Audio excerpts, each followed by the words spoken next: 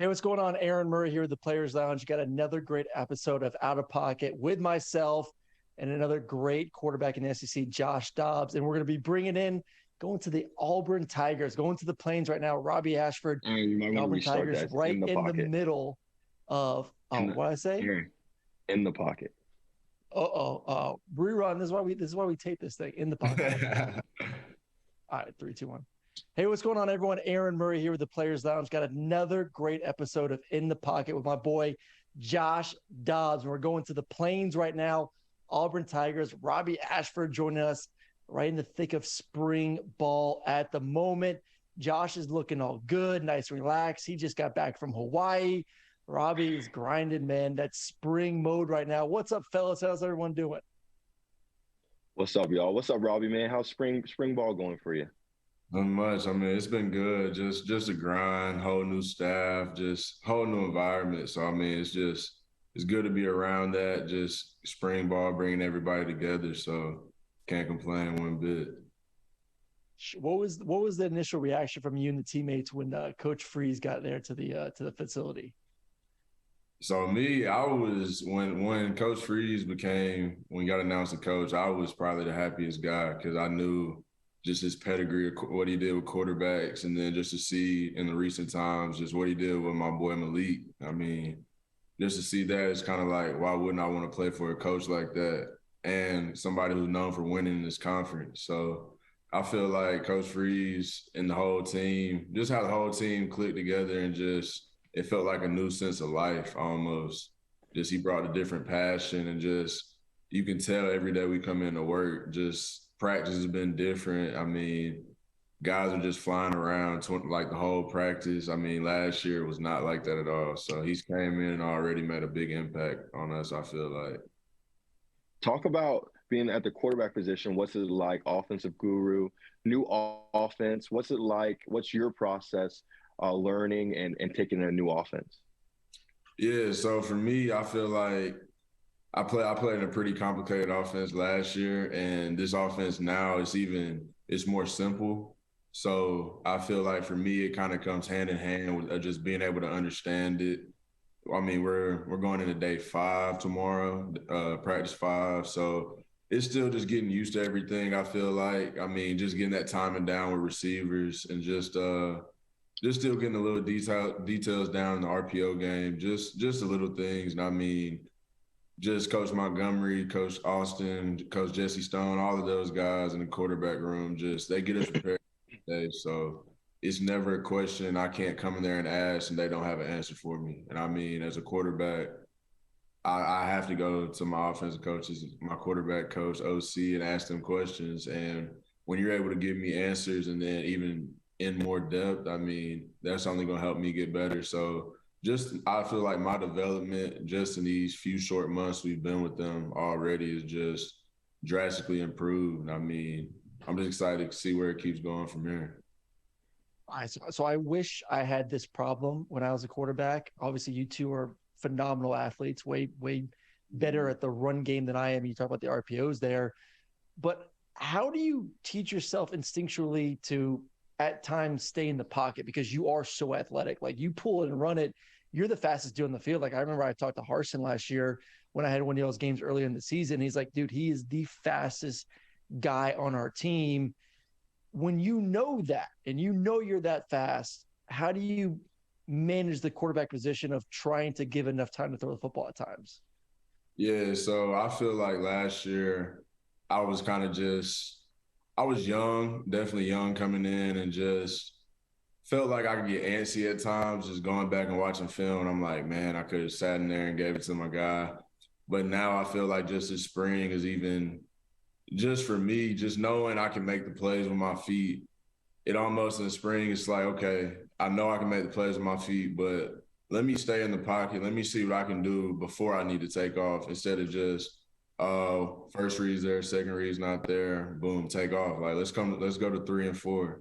And then if that's not there, let's take off. Just those little things. But it's definitely hard because sometimes you just see green and you just want to go. But I mean, playing in the SEC, it's not always the smartest idea. And I mean, I learned that start. I learned that my first start. So I sprained my AC joint trying to get out the pocket, and that one taught me a lot.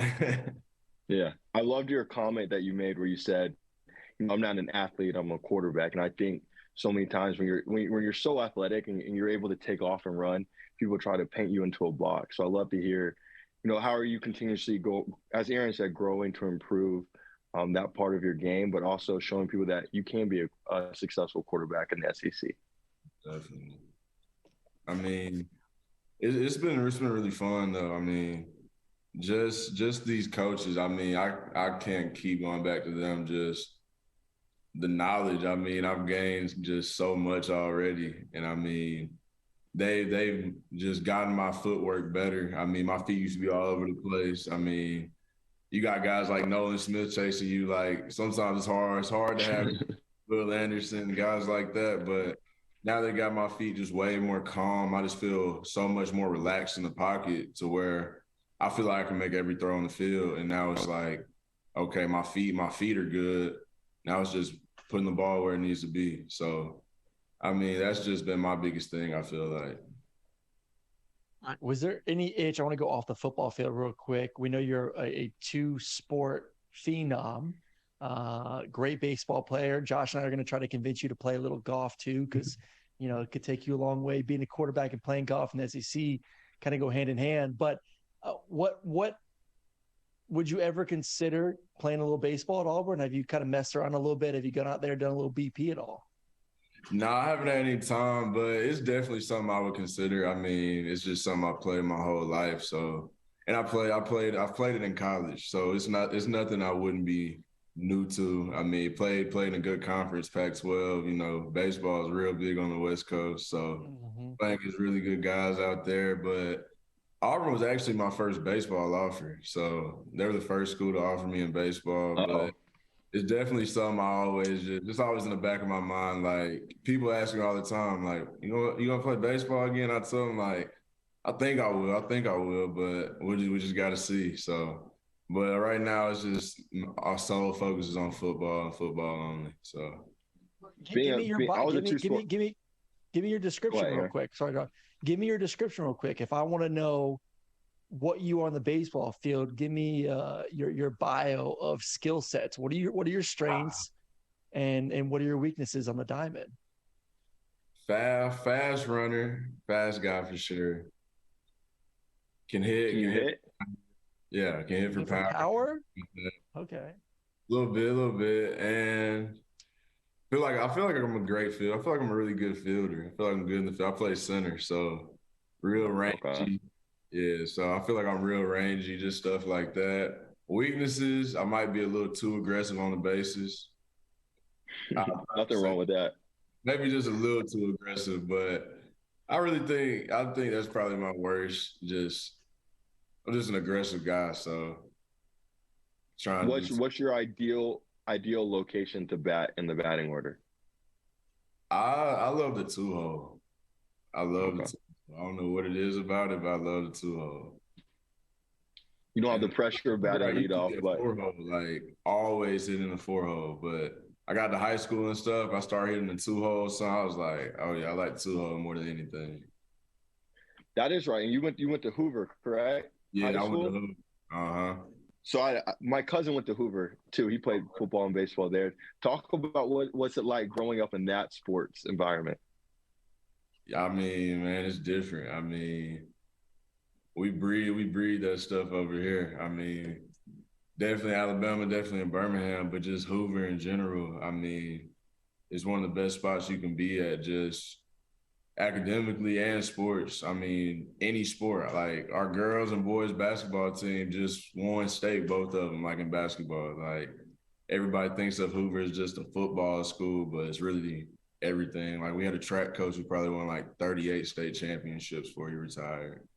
Like just growing up in Hoover, I feel like it sets you up for the next level, just because of the coaches, the caliber of coaches, and just the training you're getting, the competition you're playing. I mean, you can't beat it. I want to go check out a game over at the Met, one of the high school games. You guys play the baseball stadium. I heard they're rocking. Oh, you gotta go. If you're gonna go, you gotta go to Hoover Thompson one. That's gonna be always the best one. Like, I think it was probably 21,000 there. My junior year, it was me. I was playing, and Talia was the quarterback at Thompson, too, his little brother. So it was a whole George Pickens was on my team. It was just Damn. a whole lot of athletes on that field, and it was packed. Hey, Josh, it sounds like what do you think is bigger, Hoover or Buford? Man, I would say they're both up there. So I was born in Birmingham, so I would have been zoned for Spain Park. So I know a little bit of how big football can get out there in Birmingham. Hoover's the bigger school, though, just in general. Buford's just a smaller school. But I'd say, like, the turnout and the environment, I don't know. It's probably pretty close. And the Buford athletes has on the like field. college facilities. They got like college like Yeah. Yeah, facilities. Buford's legit. I played Buford in baseball in high school. Like, yeah, They're legit over there. they were legit. We beat them now. Speaking of the state of Alabama, how much trash talking is in that game? Alabama, Auburn. I'll say the best rivalry in college sports. The best. There's nothing better than Ohio Man, State. I was about to ask Michigan, him it is Oregon by far the State or best. Oregon. Yeah, you probably that one too. But Yeah. Alabama, how much trash talking's on the field? Like how much hatred is there really? I mean, the amount of hatred on the field would probably just make you really go say, like, wow, like these people, like you see how people hate each other, but you'd be like, whatever the next word is after hate, like whatever is probably 10 times worse than hate is what you can describe how we are on the field, trash talking in that game. But I'll tell anybody, like, you don't even got to watch us on the field. Just go interact with fans and see how much they hate each other. Like, it's insane. I mean, but just growing up in it, and then just for me, just getting to play, and it was just like, wow, like that's a dream come true. But it's like all that trash talking I've done my whole life, like it came to the light now. So, but I mean, like you said, I mean, it's the best rivalry in college football. I mean, they got to come to the Plains this year, though. I mean, you know, anything can happen on the Plains. So. Well, I personally know anything can happen on the Plains. That's like two of the worst games of my damn life have been in that stadium. Is that where you got the chin scar, Aaron? That's where I got like 8 stitches, fractured sternum, the Hail Mary. Like I've had some tragedies in that damn stadium now. Plus, you know what? Some BS. I know you see it, but every time there's a third down, they have the picture of D Ford knocking my ass out as like the get amped up picture on the scoreboard. And they still have it? Like it's still up there? Dude, every time. Yeah. Every time. 10 years ago, find a new damn picture than D Ford taking me out. Every time. It's unbelievable. Yeah, the crib is so special. I mean, the fans out here they're insane, but insane in a great way. I mean, but I will say the fans in Athens are pretty good too. I'll give you that. Yeah, we're all good. Can Auburn basketball make a run? I don't know how much you watch, but I love Bruce Pearl. I love Pearl, and they got we don't like Bruce Pearl over here. We love you. Don't like Bruce Pearl. My dogs can definitely make a run though. I love my dogs in the tournament. I feel like they're gonna just get everything together they need to. It's just been little things I feel like they're missing.